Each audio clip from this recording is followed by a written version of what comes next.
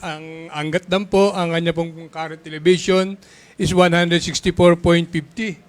May bagya po siyang pagbaba na 0.54 meters and mababa na po siya ng 45.50 doon po sa kanyang normal high water level na 210 meters.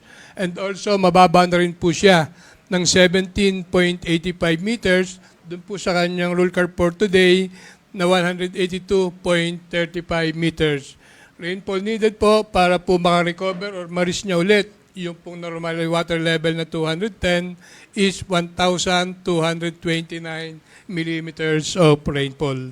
Ipo Dam, ang kanya pong elevation is 99.58, although bumaba po siya ng 0.08 and mababa na rin po siya ng 1.52, doon naman po sa kanyang normal water level na 101.10 meters. La Mesa Dam, 79.74, may bagya rin po siyang pagbaba na 0.02 meters and mababa na rin po siya ng 0.41, doon naman po sa kanyang overflow level na 80.15.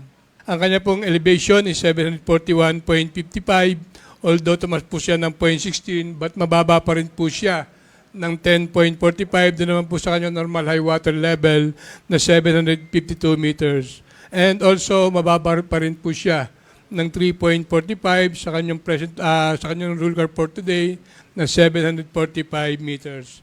Binga Dam, 569.18, bumaba po siya ng 0.20 and mababa pa rin po siya ng 5.82 sa kanya naman pong normal high water level na 575. But mataas naman po siya ng 4.18 doon naman po sa kanyang rule curve na 565 meters. Ang San Roque po, ang kanya pong elevation is 231.04, although may continuous pa rin po yung baba niya. Bumaba po siya ng 0.24 today and mababa na rin po siya ng 48.96 sa kanya naman pong normal high water level na 280.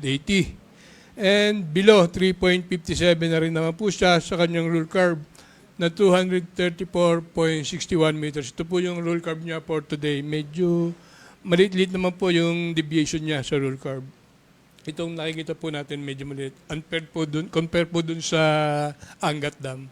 Magat Dam, 170.06. Bumaba po siya ng 0.60 and mababa na rin po siya ng 19.94 dun po sa kanyang normal high water level na 190 meters.